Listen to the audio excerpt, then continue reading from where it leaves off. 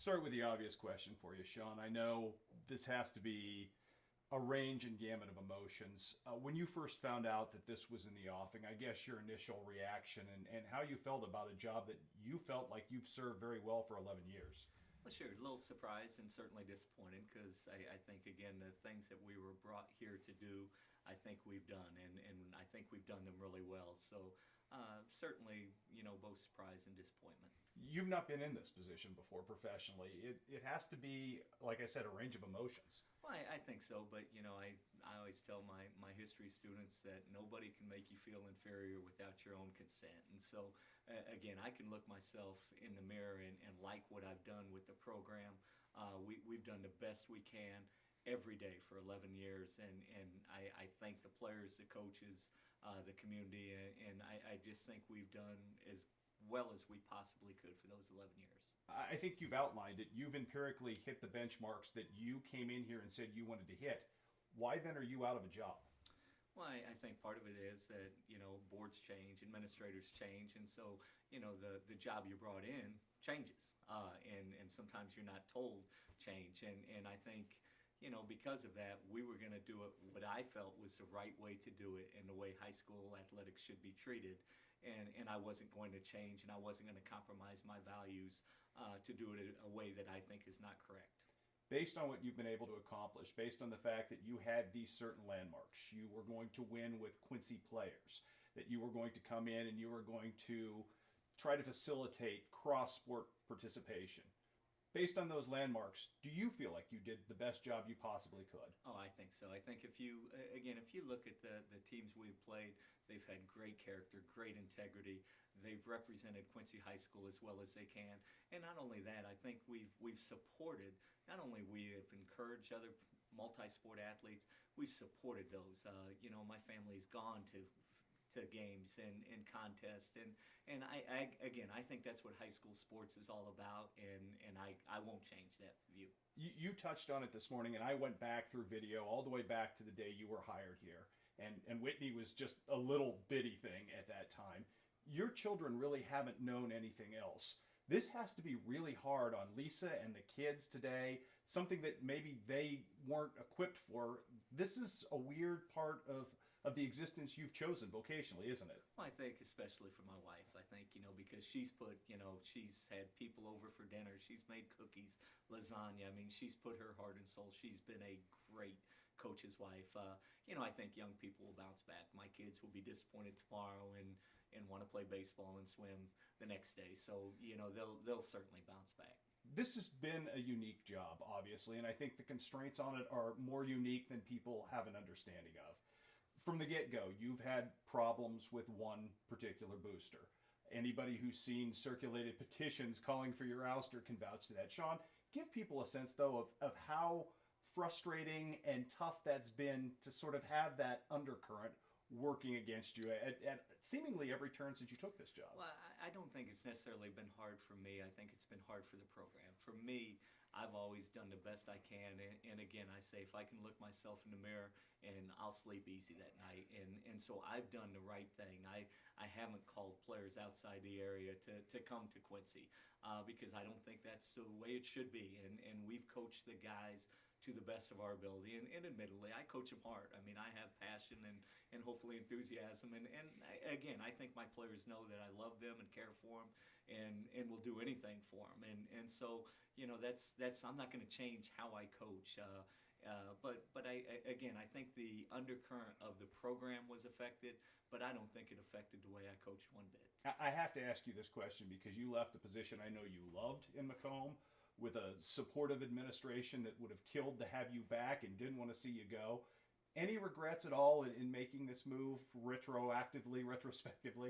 I've met so many amazing people here, the players, the coaches, the fans.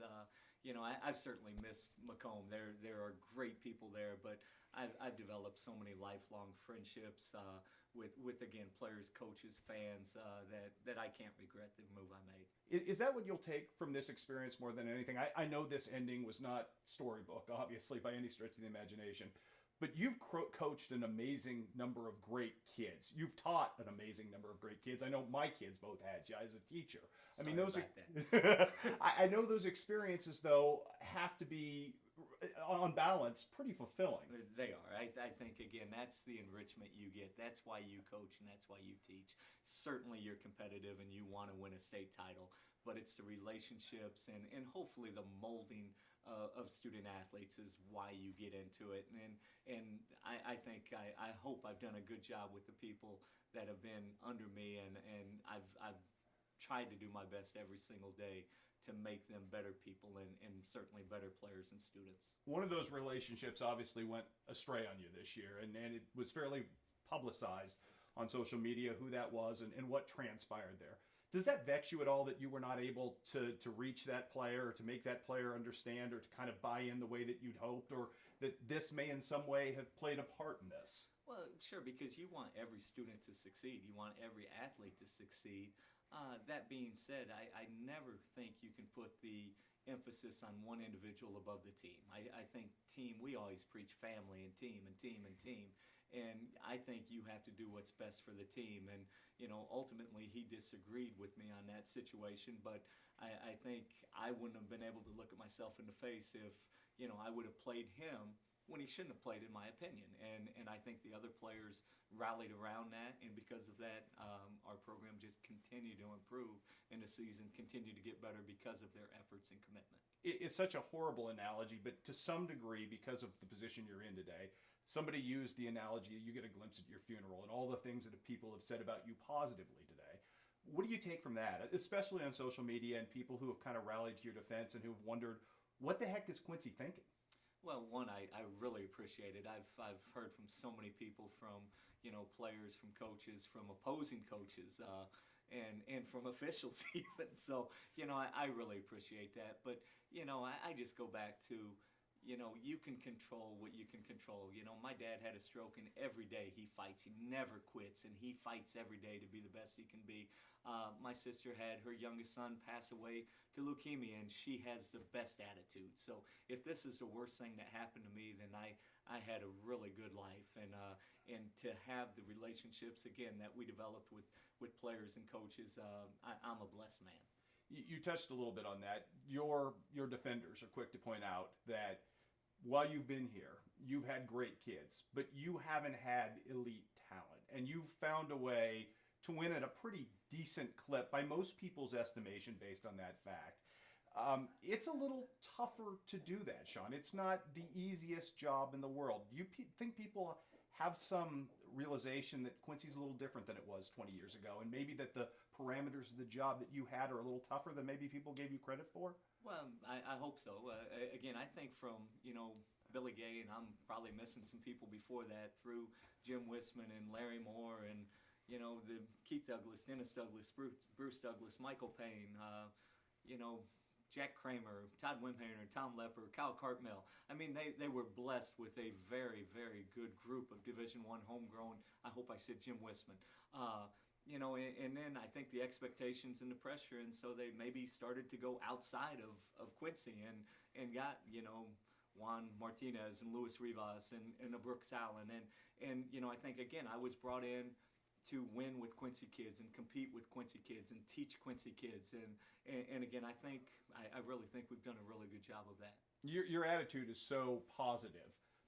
It's a tough day to ask you this question, but can you see getting back on a bench? Can you see getting back on a sideline? Because this may not be the easiest day in the world to ask you that question. Well, I think, again, I love coaching. I love building relationships and building teams. So if the right situation comes up, without a doubt, I think I'm going to coach again. I don't know when it's going to be, but it's my passion, and it's what I love to do, and hopefully I'll get another chance to do it. Your overarching, I guess, departing view of this situation, and I know that's hard for you because you're so connected.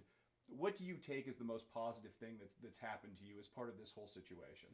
Well, again, my family. I think Lisa and my kids are the best, and I'm blessed to have the best wife in the world, and what I think are the three best kids in the world. And then again, I go back to the relationships that I built with players and coaches, and those will last a lifetime. And to me, that's what education is all about. Does this sour you at all? No, I think again, I've been blessed in so many ways. I think I'm disappointed and a little upset, but certainly not soured. I think the youth of America is the best place to work and to help enrich those lives. I'm blessed to be a part of that. Last part of this. I mean, I hate to play reminisce today because I know this is kind of a painful day on top of everything else for you personally, but a lot of great memories on the court. I mean, I went back and saw you skipping across in 2006 and Coach Bennett cursing you from across the court and all that went on with that amazing game and just some amazing moments here. Is there any one thing that will walk away as a forever memory for you for your Quincy tenure? Well, I mean, Jared Summers making that shot. I mean, it was unbelievable. There were so many great games, but I think that stands out. And it's funny how time goes by because Coach Bennett and I just worked a clinic for free at Peoria this past weekend, and we had a lot of fun working with kids we don't even know. So I think that game certainly stands out. But there's so many others. Last one for you, Sean, and I'll let you out the door here. You've had a better bird's eye view than anybody. To your successor, can you win here? Is this a good job? Is this a job that you can win with? Are the pressures unrealistic? What would you say if you could talk to the next Sean Taylor in this position and tell them and take them under your arm and tell them going forward about Quincy High basketball? It's the best. I think the community, the tradition, it's the best. There are so many great people you get to work with. I think there's always pressure, and coaches put in pressure on themselves, and you're going to be in that no matter what job. So, do great things with this program.